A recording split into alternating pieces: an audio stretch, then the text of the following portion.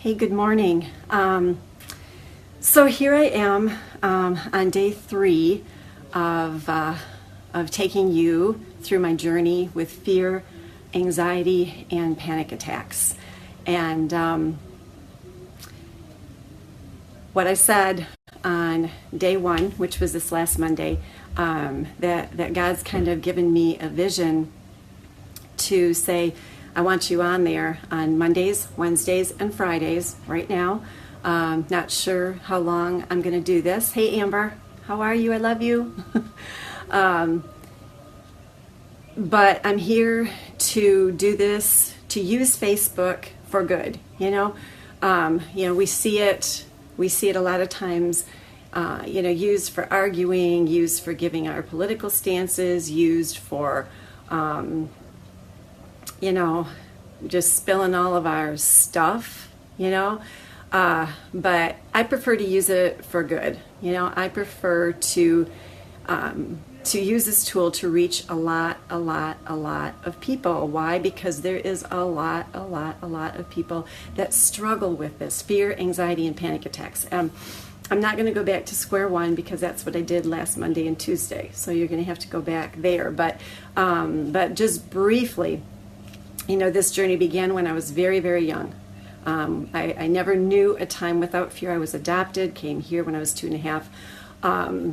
I was about 11 or 12 when I had my first full-blown panic attack, and that culminated in 25 years of dealing with that. Now, kind of off and on, I had reprieve here and there, but what I was thinking about today was when I first found out, because, let me backtrack just a little bit, because when I was going through this, fear and anxiety, I was so young. Like I said, I was 11 or 12 when they started, but I was 16 before I told my parents.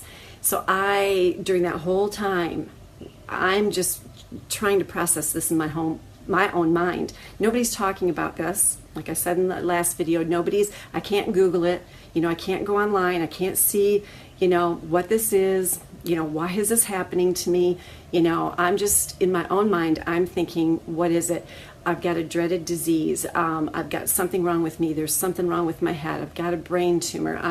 The thought even came to me like my parents know and everybody knows what's wrong with me, but nobody wants to tell me. If you can imagine that in a world like we're not in right now, where you're not able to look it up, which sometimes that's not so good, but other times it at least gives you some vision of what it might be. I'm sitting here by myself all the time, each day for 4 years before I tell my parents. And thoughts are just going through and thinking, the thought that went through my mind the most was, I am the only one in the entire world, hiding angle at that time, thinking that I am the only one. It felt so alone. And even nowadays, because I've worked with some people now with regard to this, who have broke free. Even now, when we have internet and we have Google and we have avenues that we can, that we can reach out to, and we know that we're not the only one, you still feel alone when you've got this. You still feel alone when you're living with fear, anxiety, and panic attacks, right? But during that time, I really, really felt alone. And even at 16, when I told my parents, went to the doctor, I went through that before and found nothing wrong. Should have made me feel good, but they weren't going away, right? So I'm still left with what is wrong with me. What is wrong with me? Something is truly wrong with me. My body, my mind, why is this, why does God think he has to put this on me, So, but this is one thing that I remember, and I don't recall exactly when this was. I would say maybe in my earlier 20s or something like that. Yeah, that I finally told somebody about it, and somebody was like, "Oh, I have that too. I feel like that too." And truly, I would say I had probably been going through fear, anxiety, and panic attacks for probably 7 or 8 years at that time. And this was the first person that I talked to that actually said, "Hi, Sue. How are you?" Hi, Lindsay and Lisa. So that was the first person that said to me, like I said, I have those too. I feel like that too.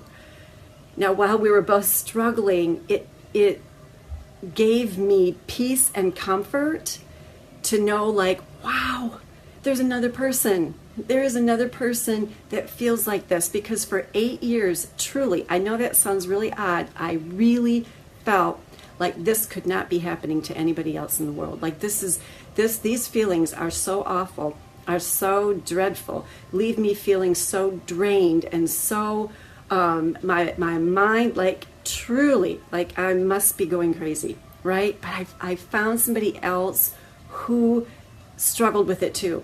And it was like one layer was almost kind of lifted. Really? And while we're talking about it, I'm talking about it with this person, and we don't have a solution, unfortunately. But again, just knowing that you're not the only one that's going through something is so comforting. That brings you to a level of comfort, right there. You just go, whew, I'm so glad. Not that you want other people to go through stuff. You guys, I get it, when you've gone through something. And like I said, again, we're in a day and age where you should know, people should know, like, I'm not the only one going through anxiety. I'm not the only one who has panic attacks. But it still leaves you isolated, even now. It still leaves you grappling, still with what's going on. Especially those of you who have suffered for a long time, like I did, almost 25 years. So that was like so awesome. And so what I'm going to be doing in the next few weeks, however long, I'm prompted, to do this and to share, what you're going to find out is that not only am I somebody that went through it for 25 years, so I can identify with you, and I can know if you're somebody who's struggled with fear, anxiety, and panic attacks, I can say to you, I get it. I get it. It's like I don't want these things to be like totally negative, but I got to let you know so that you understand how bad I had it, how bad I was. It was bad. It was run out of my house sometimes just in sheer panic. It was putting my hand on my chest all night long, thinking I'm gonna die. I gotta keep my hand here to make sure my heart's still beating. Like today's the day that I'm gonna get scraped off the floor, because this is just gonna do me in. Living with that constant what if, I'll go, but what if this happens and what if that happens, and then beginning to say, what, I'm just not gonna go there anymore. I'm not gonna go to church anymore. I'm not going to go to the mall anymore. I'm not going to go here. I wasn't like stay home all the time, agoraphobic, which happens to people, but it was everything that I did was done in fear and was done in what if. So, hey Sevilla, nice to see you. So what I want to begin to do is right now, if you're watching this, and if you're watching this and you don't struggle with it, but you know somebody who does, lead them to these videos so that they can begin to listen, each time. Because I'm telling you, I know how it feels. It is hell on earth. I have been there. And that gives people comfort to know, I finally found somebody who really knows how I feel. I found that too. What I didn't have at that point in time, after 8 years of struggling through it, was hearing somebody then who had overcome. That I had not heard. But we're going to get there. Until about, it was 25 years that I had it. So about 8 years into it, I finally found out that there's another person in this world who struggles with it. But it probably took another 12-ish years before I finally found some people who had overcome. And that's what you're going to find out. That's what you're going to hear on here. So you can stay tuned and you can be encouraged. Because with the next video starting next week, I'm going to dispel some of the myths, I guess, some of the things that we've been told about living with fear, anxiety, and panic attacks. Some of the things, you know, I don't like to call them lies because I don't want to make like you're a liar or a doctor's a liar, you know, but I've come to really know and believe that a lot of those things that we've been told about it are not true. If they were, I wouldn't be sitting here talking to you about it. I wouldn't be sitting here telling you I've overcome almost 20 years now. I've been done with these things. If a lot of these things are true, probably if most all of them are true, then I wouldn't have overcome like I am. Okay? So anyways, be encouraged. I get what you're going through. I know what you're going through, but be encouraged because there's a happy ending, and that's where this is culminating to. So just stay tuned next week because I am going to ease your mind and give you some things to think about with regard to this. Things that you may have believed about it, but are not true, and quite honestly, are going to keep you stuck right in fear and anxiety.